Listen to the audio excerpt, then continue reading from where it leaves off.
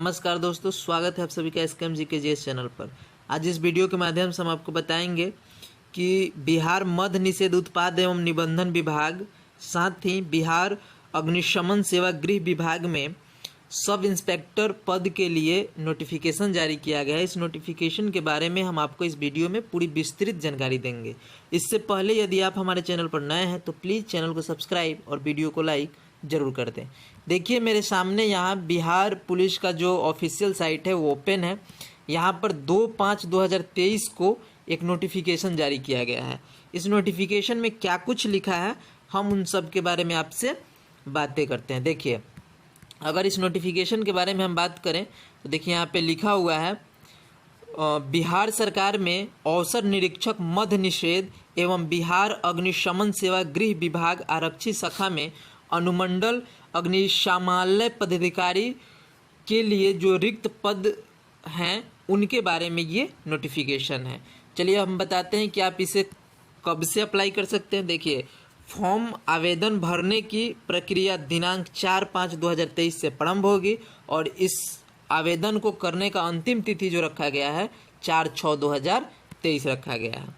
अगर हम बात कर लें कुल कितने पद हैं तो देखिए पद जो है वो थोड़ा कम है, ठीक है, क्योंकि ये जो डिपार्टमेंट है ये डिपार्टमेंट भी बहुत बड़ी डिपार्टमेंट नहीं है, इसलिए इसमें जो पद हैं वो कम है। बहुत ही जल्द बिहार पुलिस में सब इंस्पेक्टर की वैकेंसी आने वाली है। वो वैकेंसी बहुत बड़ी होगी और उसमें पदों की संख्या भी अधिक होगी। चलिए इसमें हम बताते हैं कि पदों की संख्या कितनी है।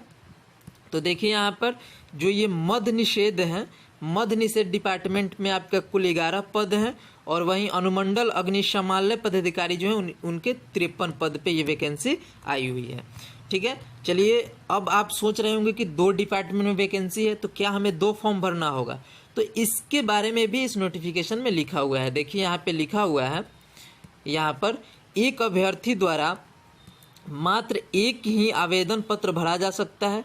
आवेदन पत्र भरने के क्रम में अभ्यर्थी से पद की प्राथमिकता प्रेफरेंस के विषय में पूछा जाएगा जिन्हें उन्हें भरना होगा। यानी कि जब आप फॉर्म फिल करेंगे उसी समय आप दोनों डिपार्टमेंट में अपना प्रेफरेंस भर सकते हैं कि किस डिपार्टमेंट में आप पहले जाना चाहते हैं और किसी आप दूसरे स्थान पे रखना चाहते हैं। यानी आपको एक ही फॉर्म भरना होगा और उस फॉर्म में प्रेफरेंस देना होगा। अगर हम बात करें कि इन्हें कौन कौन से लोग भर सकते हैं तो देखिए लिखा हुआ है भारत के नागरिक होना अनिवार्य है। यानी आप बिहार के बाहर से भी हैं तो भर सकते हैं अगर आप भारत के नागरिक हैं तो।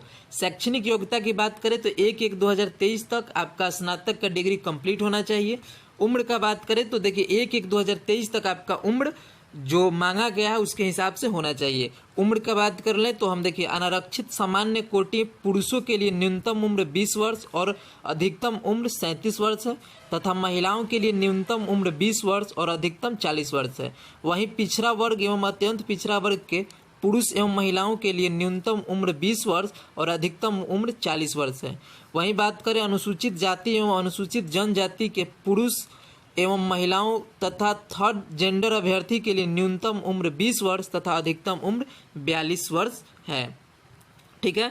अगर हम बात कर ले शारीरिक मापदंड के, देखिए ऊंचाई, सीना और वजन के लिए कोई अंक दे नहीं होगा, परंतु विहित अर्हताएं पूरी नहीं करने वाले अभ्यर्थी असफल घोषित किए जाएंगे। यानी कि आपका हाइट इतना होना चाहिए, अगर उतना नहीं है तो आप इसके लिए एलिजिबल नहीं होंगे और आपके हाइट, वजन, चेस्ट के लिए कोई अंक भी नहीं दिया जाएगा। तो हम बात करें कि किन्हें कितना हाइट चाहिए तो देखिए अनारक्षित यानी जनरल वर्ग एवं पिछड़ा वर्ग के पुरुष के लिए कम से कम 165 सेंटीमीटर हाइट होना चाहिए। वहीं अत्यंत पिछड़ा वर्ग के पुरुष के लिए कम से कम 160 सेंटीमीटर हाइट होना चाहिए।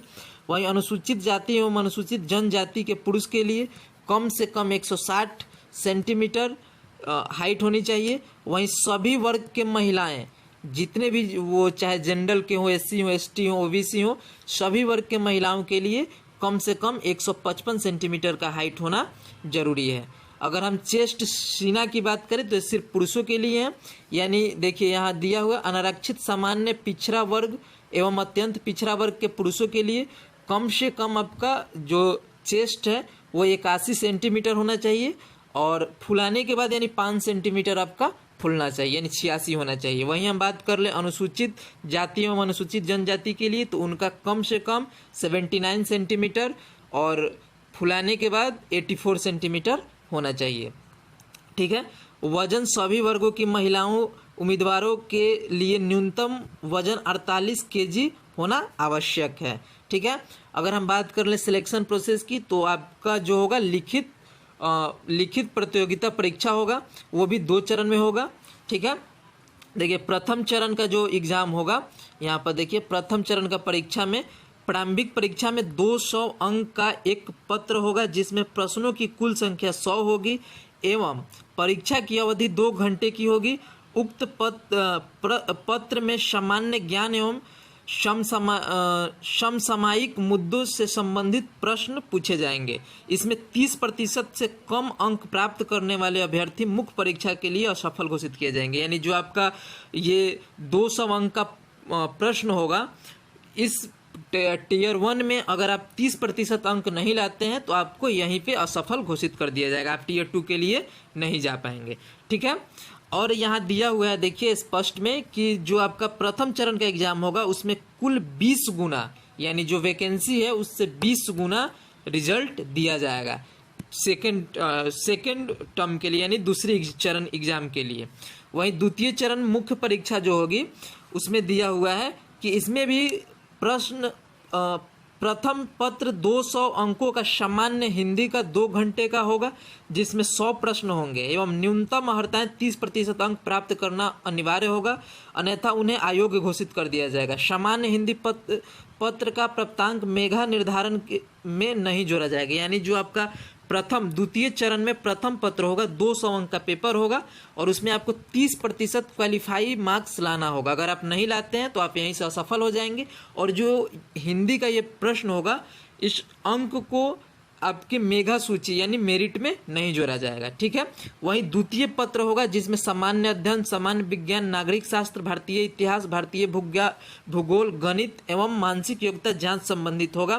द्वितीय पत्र का पूर्ण 200 होगा जिसमें प्रश्नों की कुल संख्या 100 होगी एवं परीक्षा की अवधि 2 घंटे होगी।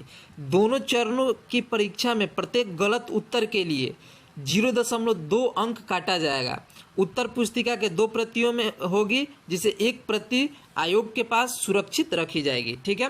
देखिए मुख्य लिखित परीक्षा के आधार पर रिक्तियों के 6 गुना अभ्यर्थी का चयन किया जाएगा। यानी अगर दूसरे चरण का आप एग्जाम दे रहे हैं तो दूसरे चरण में आपका रिजल्ट 6 गुना दिया जाएगा, यानी जितने पोस्ट हैं उसके 6 गुना रिजल्ट यहाँ क्वालिफाई किया जाएगा। तीसरे चरण यानी कि शारीरिक योग्यता दक्षता परीक्षा के लिए।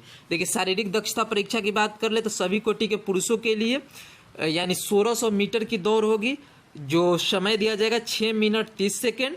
अधिक समय लेने वाले अभ्यर्थी यानी 6 मिनट 30 सेकेंड से अधिक जो समय लेते हैं उसे असफल माना जाएगा। सभी कोटि के महिलाओं के लिए जो होगा वो देखिए 1 किलोमीटर यानी 1000 मीटर की दौड़ होगी और समय 6 मिनट का दिया जाएगा। ऊंची कूद की बात करें तो न्यूनतम सभी कोटि के पुरुषों के लिए 4 फीट है, 4 फीट से कम कूदने वाले अभ्यर्थी को असफल घोषित कर दिया जाएगा। वहीं सभी कोटि के महिलाओं के लिए 3 फीट की ऊंची कूद है और 3 फीट से ऊंची कम कूद करने वाली महिलाओं को असफल घोषित कर दिया जाएगा। लंबी कूद के लिए सभी कोटि के पुरुषों के लिए 12 फीट और इससे कम वाले को असफल किया जाएगा और सभी कोटि के महिलाओं के लिए लंबी कूद जो है वो 9 फीट की होगी। गोला फेंक का अगर हम बात करें तो सभी कोटि के पुरुषों के लिए 16 पाउंड का गोला होगा और न्यूनतम 16 फीट फेंकना होगा, यानी 16 पाउंड का जो गोला होगा आपको कम से कम 16 फीट फेंकना होगा, अधिकतम आप कितना भी फेंक सकते हैं। और 16 फीट से कम फेंकने वाले अभ्यर्थी का सिलेक्शन नहीं होगा, वहीं से उन्हें असफल कर दिया जाएगा। महिलाओं की बात करें तो 12 पाउंड का गोला होगा और उन्हें न्यूनतम 10 फीट तक फेंकना होगा। ठीक है। अगर हम मेधा सूची की बात कर लें तो उपरोक्त पदों पर नियुक्ति हेतु चयन के लिए अंतिम रूप से सफल अभ्यर्थी की मेधा सूची मुख्य लिखित परीक्षा में प्राप्त अंकों के आधार पर मेधा सूची को तैयार किया जाएगा। ठीक है।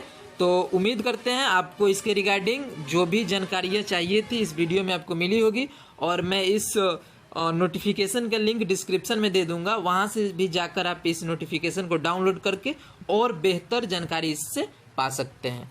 तो उम्मीद करते हैं दोस्त ये वीडियो आपको अच्छी लगी होगी। अगर अच्छी लगी होगी तो प्लीज़ चैनल को सब्सक्राइब और वीडियो को लाइक ज़रूर कर दें। धन्यवाद।